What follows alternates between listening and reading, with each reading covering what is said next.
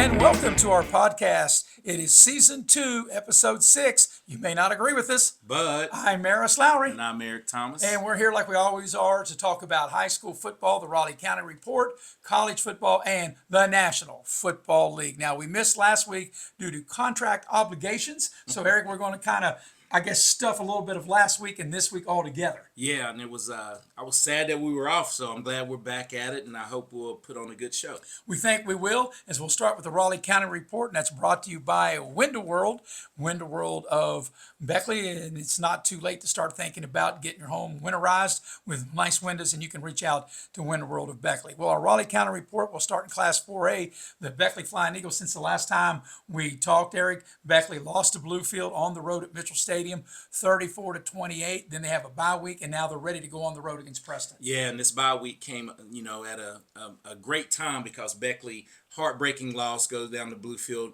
in a game they expected to win and lose late in the game on a 90-yard drive by the Bluefield Beavers. Yeah, Bluefield, a 12-play, 90-yard drive to get the game-winning touchdown right there in the last 34 seconds of the game to beat Beckley. Beckley 2-1. They've beaten Preston ever since they started playing Preston, but Preston is 1-4. But they did put up 41 points in their win last week, did Preston, when they beat East Fairmont. And Preston has a good quarterback and playing at home, and this is a must-win. You don't like to say that, but Beckley needs to get back on the winning track, and I think this is a good opponent. You're going to travel a little ways and try to get a victory. And Eric, we were talking off air before we turned the mics on that everything is still in front of Beckley with the remaining schedule, and it is a tough schedule, but Beckley still has a chance to have a really good record and get a home playoff game, and obviously that's the goal. Get in the playoffs. B, have a home. Yeah, as you stated, a lot of good teams that can get that can beat them, but there are also teams on there, and I think those games are 50-50 coin flips. Just got to come out and perform if you're Beckley. Yeah, two of their biggest games are at home. They have their arch rivals Princeton and Oak Hill at home. They do have to go on the road, though, does Beckley, to Spring Valley and also to George Washington. Yeah, and that GW game, November the 7th, that's late in the year. They had them last game of the year last year and was able to pull the upset and really propel them, to get into the playoffs, which all 16 teams got in the playoffs last year, but they were able to get a better seed. Right. They went on the road and lost a tough one to Morgantown. In Class AAA, the Shady Tigers, after beating St. Albans in Week 1, have really struggled. They've lost 4 in a row. They lost to Pikeview over the weekend, and they'll take on a very good Greenbrier East team, 3-1. That's the game Eric and I will have for video productions on Friday night. And Greenbrier East, after they beat Beckley, then they lost to Allegheny before having a bye week before they really handed it to Oak Hill on Friday night. Yeah, and I think that Greenbrier East team is getting better each week. Even with the loss to Allegheny, I still think that's going to be, down the stretch, they'll be a tough team to beat in AAA. And I think down the road they play Princeton. I believe they do. They do, and that would be a good matchup. But Greenbrier East has a good quarterback, strong running game, and to what you said, 10 seniors. They do have 10 seniors on offense. On offense. So anytime you have that senior leadership, those guys have been 4 years together, fighting the battles, and I look for Shady to be in a tough one Friday night. Yeah, and if Shady's going to get their season turned around, this would be a great time to do it because, like I said, they've struggled after winning that first game. You and I had the game against Nicholas County, and they just weren't able to hold up, and then they gave up 34, only scored 6. So this could be maybe the Shady turnaround game. Yeah, and I think if you're looking to turn around, what a good way to do it. Go to Fairleigh and get a win. All right, as we go into Class AA, the Independence Patriots, they still hold the catbird seat. They were number 1 coming in, and they should be number 1. Even this is their bye week. As Eric, you and I were there at Coal City to do the game on video productions, and they beat Bluefield 31-10. Yeah, impressive win. 21-point, 3-touchdown win over a good Bluefield team. Had a quarterback that could sling it all over the yard, but the Independence Patriots gave up a lot of yards between the 20s. But when they show up when it counted in the red zone, was able to turn Bluefield away 3 times. Right, and the thing about that game, Bluefield got up 17-0. Independence got up 17-0. Then Bluefield scored 10, made it a game 17-10. And as you mentioned, with the defense, Independence able to turn Bluefield away 3 different times as they were driving inside the 10, and then Independence able to put Bluefield away with a couple of scores to win the game 31-10. And Bluefield has, both teams have big play capability. But I think the steady force with Silas Nelson, the way he runs between the tackles, he has enough speed to outrun you, but he can run over you. I think he was the difference maker in the game, but the defense won the game for Independence. And Silas Nelson was a big part of that defense. He had a big turnover and a scoop, and he Yes. almost scored that. It looked like it took the whole Bluefield team to get him down. And Independence, like their bye, I think comes at a perfect time after 5 wins, and now they get a bye week, and then they'll play the remainder 5 games of the regular season. Yeah, and you know, anytime you have a bye week like that, you really need to just get well. I don't know if they have a lot of injuries, but they played some good teams, and they've been banged up. If they can get well, they'll be good. By the way, Eric and I did call that game on Friday night, and you can go back and watch the replay if you want to. You can check it out on Video Productions on YouTube, and I think it would be a nice watch if you're a big football fan and you didn't get to see it live on Friday night. Yeah, definitely go back and watch it. And I'm telling you, 2 talented teams. We got our barking dog showing up early, and we told him it's the last segment, and the dog showed up here in the first segment. We'll get to the barking dog as That's the dog right. showed up. And also in Class AA, the Liberty Raiders, they are 1-4. They'll be on the road going to Wyoming County, taking on Westside. Westside 3-1. Liberty coming off a tough loss against Buffalo. Yeah, just a numbers game for Liberty, and we've talked about it. They have 30-some players, just not a lot of depth. You know, they can be competitive early on in games, but I think they get worn down as the games go on. Yeah, and I'm sure it's hard during the week. Practice, obviously, probably no contact or very little because you can't lose any guys during the week because you don't have very many to play the game on Friday. And then you don't know if you have JV, enough players, Right. To perform JV, and that kind of hinders your program. That's right. It's really hard to develop players when they just don't get enough reps. Yeah. All right, we take a look at some other games around the state of West Virginia, and in 4A, it will be George Washington. They are 5-0. They'll be on the road against Parkersburg 3-2. And you know, Eric, we talked about, of course, Martinsburg, and we talk about Huntington, and you can throw Morgantown and maybe University in there as well. Can we now say you can throw George Washington in there? They're 5-0. And I think you definitely can. Anytime you start out 5-0 with a tough schedule, and they've pretty much handed people some tough losses, but the battle they had Friday night, coming from behind, winning 17-14 against a good Ohio foe, definitely probably propels them, and they believe that they can make some noise in the playoffs. Yeah, the team that George Washington beat will be a future opponent for Independence on the road up in Ohio. Yeah, a lot of people, as we were broadcasting that, had eyes on that game. Down the stretch, they know Independence will have a couple big time contests coming up. Also, Capital has slid down to 3A. They were in the big school class when they went to 4 classes in football. Capital will be at home at Lately Field against 4A Huntington. Both teams are 3-1. Yeah, and I think Capital really are starting to get the program back to like they used to be, because John Carpenter, the coach, has come back, and he's really, I think he has the respect of all the kids at Capital, and I think you'll get more players and athletes staying home playing for Capital. And what's kind of odd about this is, Charleston and Huntington, my whole time I was growing up through the 70s, 80s, and the 90s, they were always like the 2 biggest cities in the state of West Virginia. You can see enrollment. Huntington's still big enough, obviously, to be 4A, but Capital right there in the center right there of Charleston, still not enough enrollment to keep them in the big class. Yeah, so many schools, though, right there on the edge, Right. where a lot of players can even go to Herbert Hoover. You got Right. players Hurricane, that go right. Hurricane. I mean, Right. it's just GW, it's right. GW. So I think that messes with their numbers a little bit as well. Also, one of the biggest games in AAA will be Winfield 3-1 against 4-0 Princeton. And I think that's going to be a test for, with the Generals going down. Rich in tradition. Winfield used to be a AA school. Right. And they used to, you circle the playoffs, Winfield Generals had to be dealt with. So I think Princeton will have a tough matchup Friday night. And this has been a nice window for Princeton. The final year of the 3 classes, Princeton made it to the championship game before losing to Martinsburg. They made it to the semifinals in AAA last year, and here they are banging on the door with a shot to win AAA again this year. Well, they have. I think they have a great chance to make the title game this year. And I think, of course, all 4 classes are competitive, but I think AAA is probably the most competitive. Yeah, hey, must watch every week in the playoffs once the final 16 teams are settled. And one other area game, and you've got Nicholas County, who is a AAA team. They'll be on the road. They'll take on Midland Trail, and AA. They're 4-1. Yeah, Midland Trail, and we talked about this. I think that could be a rivalry game. Those little towns are so close, and I'm looking to see if Midland Trail can stop the running attack, of the Nicholas County Grizzlies. You know, you'll remember this, Eric, being an Independence alum. That used to be the first game, the Patriots versus Patriots, yeah. Independence and Midland Trail. Maybe they can get that back going again. Yeah, the Patriot Bowl is what they called it. Yeah, the Patriot Bowl. All right, that'll take us to the Raleigh County Report. We need to do what, Eric? You need to like, share, subscribe, Warden Broadcast Network on YouTube, and find us on Facebook as well. And when you go to Facebook, I'm facing Eric's book.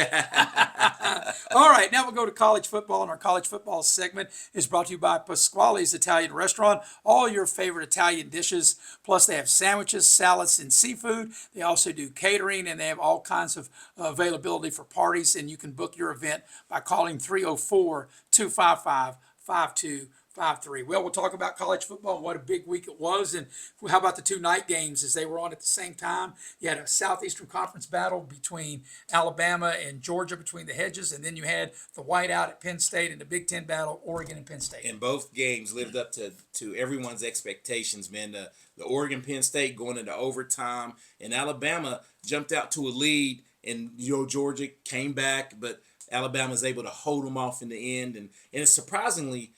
Kirby Smart was 1-7 against Alabama, and I think he's only lost 11 games.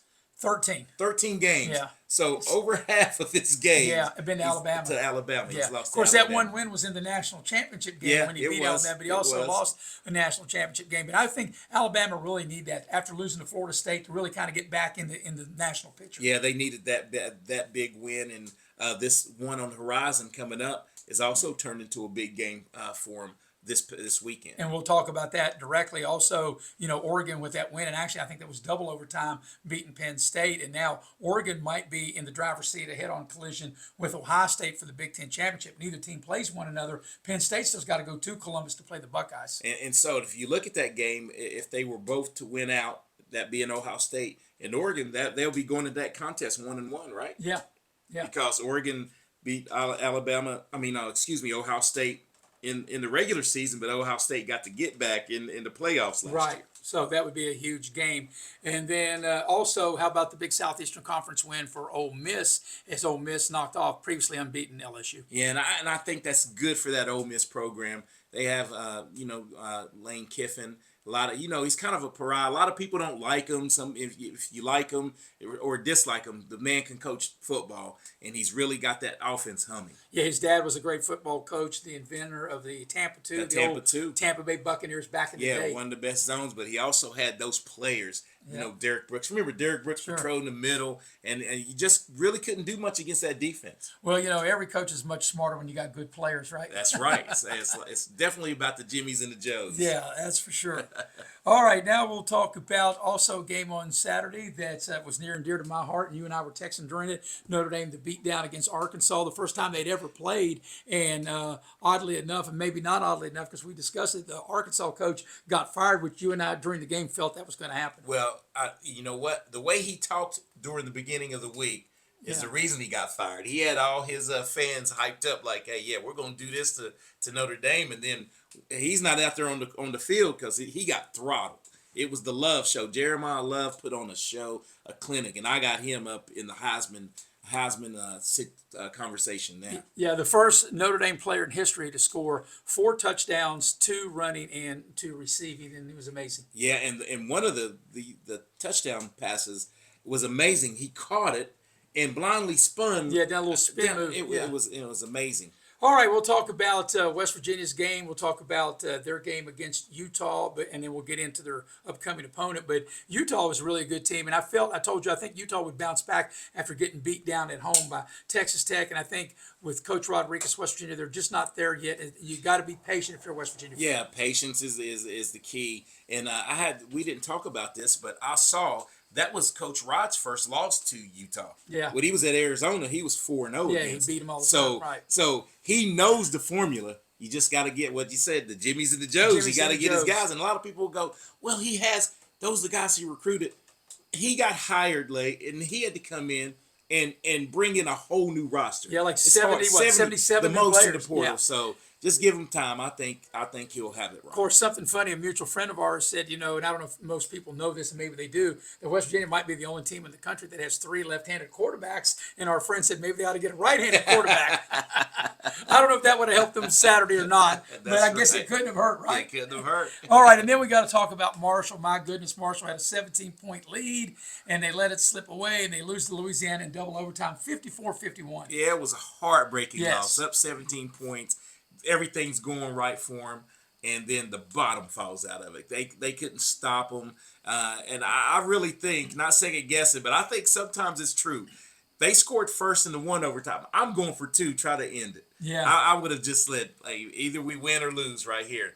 And I think they just kept giving Louisiana the momentum. And when they got their chance, they capitalized and won the game. And I think, Eric, what makes it tough for Marshalls, because after that loss, you're off the following week, this coming week, so that kind of stews with you for a couple weeks before you get back on the field. Yeah, and the next game is the homecoming game against ODU, but it's going to be a tough 2 weeks, leading up into that game. All right, talk about some of the key games coming up this weekend. And one of the legs of the Commander-in-Chief Trophy is when the academies played. It'll be Air Force at Navy at the Naval Academy. Yeah, I love when those teams get together. It's always, you can throw the records out and point spreads. It's a ground. Both teams usually mirror one another, Right. And it's just like line up, and if I'm better than you, I'm going to score. You can't stop it. Well, Navy is a double-digit favorite, so we'll see how that works out. Yeah, we'll see if the lightning bolts from Air Force can show up and do something. I think another big game is down in the swamp is Texas and Florida. We talked about Billy Napier off Mike, Eric, and he was in trouble a couple of years ago, and I think he could be the Sam Pittman this week. And Sam Pittman's the Arkansas coach Yeah. that got fired. And I think that Florida, even if they don't win, they got to have a good showing. They cannot get beat down. If they get beat down at home, I think he'll get his feet set. He'll get shown the door if he gets throttled. They really have to compete. Had a lot of players returning, quarterback, everything, and it's just not worked out for him this year. And for Texas, they lost that opening game against Ohio State, but they really haven't had a schedule to really build their resume. Texas needs to go in and play really well on the road. And I will say, I watched the Ohio State Texas game. And people, don't look at that score. I don't think Texas. Everybody says I don't think Texas ever had a chance. That game wasn't really. as close It wasn't as as close the as the score. final score. No. It wasn't. All right, now I got another big game, and it's Vanderbilt against Alabama. And here's an interesting nugget. This is only the second time in the last 80 years that Vanderbilt has started 5-0. Clark Lee's their coach. He was an assistant for Brian Kelly at Notre Dame, and he's done a great job. They beat Alabama a year ago. How do you think Alabama, Eric, will respond after that big emotional victory against Georgia on the road, and now they got to come and take on Vanderbilt? I think the key is what you said. They got beat by Vandy last year, so this is kind of, you don't want to say a revenge game for those guys, but it was one of those losses where Nick Saban had even talked about how terrible it was going to play Vandy and how their fans, they took over the stadium, and to lose that game was a black eye for the program and the new coach. So I think Alabama will be ready for this one. And that's right, I agree. I think Alabama will not overlook them because of what happened last year. Yeah. But Alabama is a 10.5-point favorite in Tuscaloosa. But I don't know if they'll rightfully win by double digits, but I look for them to right to exact some advantage on Vandy. All right, it'll be the first time ever Notre Dame and Boise State, a green-out game at Notre Dame. And, of course, Boise State is not the team that they were last year that made it to the postseason, or even maybe the team that's knocked off the Oklahomas of the world and some other big teams. But Boise State has that reputation of knocking off some of the blue bloods. Yeah, and they thrive on it. That's what their program is built on. They get a lot of those borderline, 3-star players, and they turn them into machines, man. They get a lot of players drafted. So Boise it'll be a stiff test, but I look for your team to really throttle them. All right, then in the Big 12, how about Colorado against TCU? TCU coming off a tough loss, their first loss against Arizona State. And you have Colorado. They were leading BYU virtually the whole game and then lost at the end. And TCU lost a tough one. The way they lost to Arizona, their quarterback late in the game got stripped, and Arizona State was able to kick a field goal and really take control of that game. But I look for TCU to really put a beat down on Colorado. And perhaps the toughest game, or maybe not the toughest game, perhaps the best game, a battle of Florida. It is Miami. They are a 5.5-point favorite on the road at Tallahassee against Florida State. And to me, Eric, this seems like if Florida State's going to make a real push for the playoffs since they got upset to Virginia, they have to win this game. This puts them, obviously, a win over Miami right back in it. But I think if they lose to Miami, I think with 2 losses, and that not only just 2 losses, but 2 conference losses, I think that really hurts them. Well, if you think about this, though, I'm so glad to be in October Miami Florida State game that really means something. Right. Those used to be meaningful games in the 90s. Wide right?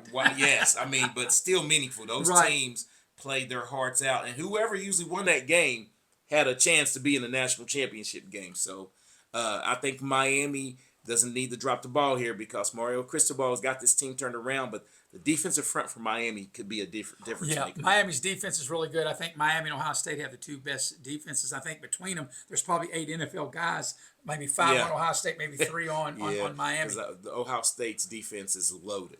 And then we'll dive into the West Virginia Mountaineers. Of course, the Mountaineers, they lost to Utah.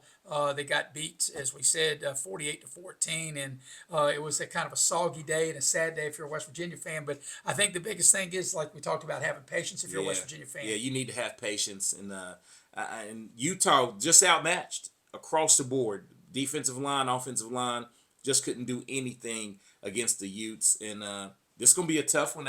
It's Utah back-to-back, basically. Because Yeah, you gotta go to Brigham Young, BYU. BYU, and that's a 10:30 kick, which is 8:30 their time. And that atmosphere is going to be a tough situation for WVU. And the fans won't like it because I just found this out today. You know they don't sell any caffeine in the No, stadium. Mormons. And zero alcohol. So they no said, alcohol. hey, West Virginia fans said they go boycott it.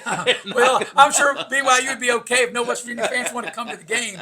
But that is a Friday night game, by the way, and that kicks Friday off, as night. Eric told you, at 10:30. But, I felt Utah was going to bounce back after getting beat up, which I think right now is the best team in the Big 12, Texas Tech. Yeah, Texas Tech defense. That's another one, another good defense. You talking about top 3 or 4 defenses in the nation. Texas Tech is right up there with Ohio State and Miami. And then we said earlier that Marshall, after that tough loss, this is their bye week. Yeah, bye week and have to lick that wound. That's a tough one to lose Saturday night. Before we get into the National Football League, Eric, we need to do what? You need to find us, Warden Broadcast Network, on YouTube and also on Facebook. But like, share, and subscribe. And Facebook, I'm facing Eric's book. We also want to give a shout out to our producer and director, the warden herself, Regina Thomas. She's got her glasses on, makes her look smarter. All right, now it's time for the National Football League. And before we get into anything about games, we got to talk about Dallas and Green Bay, a tie. Both teams getting out there, put it all out on the field, up and down the field. Dak Prescott throwing the ball every which way with his eyes shut, behind his head, over his shoulder. Love the same way. Just putting doing up 80 points between them, play almost 4 hours, and you walk out of the stadium, the fans, the coaches, the players, us on TV like, what do you mean this is it's a tie? In my opinion, there should never be a tie in the National Football I'm League. right there with you. Both quarterbacks, they really put on a show. I think between the both of them, there were probably 18 incompletions.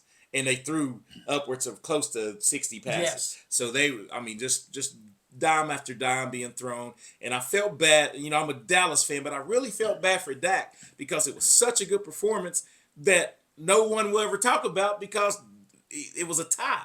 They'll just say, yeah, it was a tie, ended in that. And he really was willing, outmatched in a lot of areas, Dallas was, but he really was the difference maker in the game. And I thought the key play that changed the game when Green Bay looked like they were going up and down the field. Well, they were going up and down the field on Dallas, up 13-0. Dallas blocks the extra point, runs Gets it back to for 2, 13-2. I don't ever recall a score at any time in an NFL game, Yeah. 13-2. And ultimately, that's what changed the game. You can see the momentum shift. Yes. It was like Dallas had celebrated like they scored a touchdown Yeah, or like something. like they won the game. Won the game, and then the momentum changed and the crowd got back in it. Yeah. And next thing you know, they were up.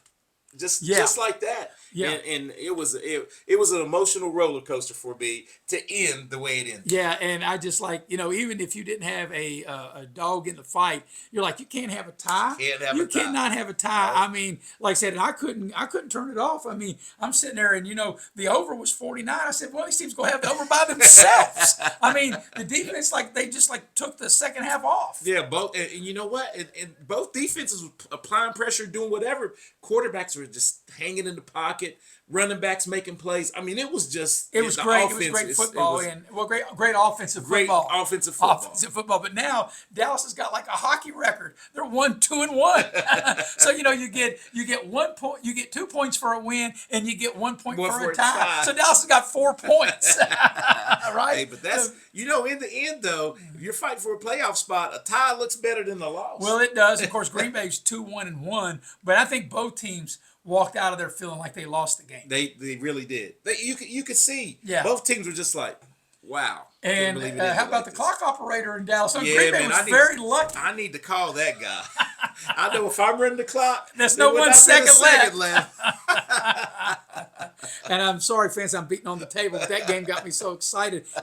I needed to beat on the table That's after, right. after that. Beat the drum, man. All right, now we're going to dive into some of the key games this week. And another amazing stat that I know that you know because we watched this game together yesterday, the Tampa-Philadelphia game. Philadelphia got off to a big lead. Their special teams got a punt block. They were up 21-3. But Philadelphia able to hang on and beat Tampa 31-25, and they didn't complete a pass at all in the second half. And let's say the champions are doing what they need to do to win the games. What is that? That was 19 or 20 straight wins. That's 23 straight. And what Philadelphia's also doing, what Kansas City did a year ago, they've now won 4 straight one-possession games. One-possession games, and that's what championship pedigree is. I don't like Philly, and I personally don't like them.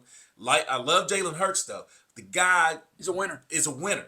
Didn't complete a pass, 0 for 8 in the second half. Yet and still, they have enough moxie to win. But thinking about the last 2 weeks, special teams. They're blocking kicks, blocking field goals. I mean, they were all but beat against the Rams. Right. And they come through, block the kick, and run it back for a touchdown. And then block a punt. So back-to-back weeks, they get a Special field goal teams. block for a touchdown and a punt block for a touchdown. I mean, and that's winning. Winning breeds winning, and they just know how to win right now. Kansas City may have got the ship right as they beat up on Baltimore at home in Kansas City. Surprising. I mean, they really beat them up. That game wasn't even Close because Baltimore got a late touchdown to make it look a little bit respectable. But Cooper Kansas Rush. City crushed them. Crushed them. It was not what I thought it was going to be. And Baltimore got a lot of guys banged up, and that's one thing. Here we are, a fourth of the way through the NFL, and so many teams have so many injuries. A key injury for them is their starting nose guard is out for the year. He's not coming back. So that defense has really been brutalized, and they've been picked on these last 2 weeks. All right, taking a look at some of the key games this week in the NFL. Of course, we talk about Philadelphia. They're 4-0, and they'll be hosting Denver. Denver's playing the Monday night game at home against Cincinnati after 2 heartbreaking losses, giving up a last-second field goal to the Colts, last-second field goal to the Chargers. I think Denver gets well against Cincinnati and has to travel across the country to Philadelphia. Yeah, and that's going to be a marquee game. That's a Monday night game, correct? The Cincinnati game is, but the Denver Phillies a 1:00 game on Sunday. Okay, yeah, that's going to be a good game. I think that with the coach that Denver has, he's a Super Bowl caliber coach. Well, won Super Bowl. Yeah, won a Super Bowl, and he'll have his guys ready. And also, I think a very intriguing game is Tampa and Seattle. Both teams came in the league together in 1976, the 50th anniversary. They're going to wear their throwback uniforms, and that game will kick off late. Now, there's some talk that game could be moved because the Seattle Mariners are in the playoffs, and the Mariners baseball stadium is right there close to the football stadium, and they don't want the football game and the baseball game going on at the same time. Can you imagine the mass of people at that? So the time on nightmare. the time on that hasn't been set yet, but I think that should be great when, like I said, 2 teams, their 50th anniversary in the NFL. Yeah, and that's a must-watch game right there. Of course, we watch them all, but that's definitely one I would love to watch. Yeah, and Eric, you may know this or you may not. When Seattle first came to the league, they were in the AFC. I did not know that. Yeah, they were in the AFC West. Wow. It was they were in there with the Chiefs, the Raiders, the Chargers, and the Broncos when they first came into the AFC. Did not know that. All right, and then, of course, the Monday night game, Jacksonville got a big win on the road at San Francisco, and they're taking on the Chiefs. They'll play Monday night, and I think the Chiefs may have, like I said, they're starting to get their players back. They were banged up a little bit at the beginning of the year, and as long as you got number 15, Patrick Mahomes, you always got a chance. Got a chance, and if they have a lot of injuries, but they get a little healthier, and of course Andy Reid too, can't leave him out. Right. That guy, he gets the most out of his talent, and look for them. I still think they make the playoffs, and as a wild card, it's going to be tough. It still might win the division. They could do that as well, but nobody wants to see them in the playoffs. By the way, this football segment is brought to you by Modley's Plumbing and Heating. You can dial Modley's up at 304-253-HELP. All right, Eric, before we get to our barking dog, one of our favorite segments, that's why we save the best for last. That's right. We need to do what? You need to like, share, and subscribe. Warden Broadcast Network on YouTube. And also find us on Facebook. And I'm facing Eric's book. And how you like that? All right, time for our barking dog. Where's our barking dog at? I think he came in for our first segment. Yeah. Now when we need him, where's the dog He's at? probably somewhere eating a bone or something. He said he's over asleep.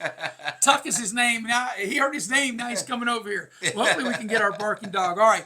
Believe it or not, ladies and gentlemen, Eric and I do not discuss what team we are going to take as our barking dog. And I got to give you our records. Eric is undefeated, 4-0 with his barking dog. I'm 3-1, so pretty good, 7-1 between us. Even though 1 week we both had Pittsburgh against New England, it's still a win's a win. A win's a win. So And together, we don't discuss 7-1. it. No, we So, don't discuss it. hey, So a I'm dog gonna, is a dog. a Right? dog is a dog, and I'm going to go first. And I talked about it earlier, Tampa and Seattle. Actually, I like Tampa on the road, a 3.5-point underdog. I think they can win straight out. As good as Seattle over the years have been known to have a home field advantage, they've actually been better on the road than they have at home. And I think Tampa will bounce back off of that Philadelphia loss and go into Seattle and beat them. And my barking dog is going to be the Denver Broncos going into Philly.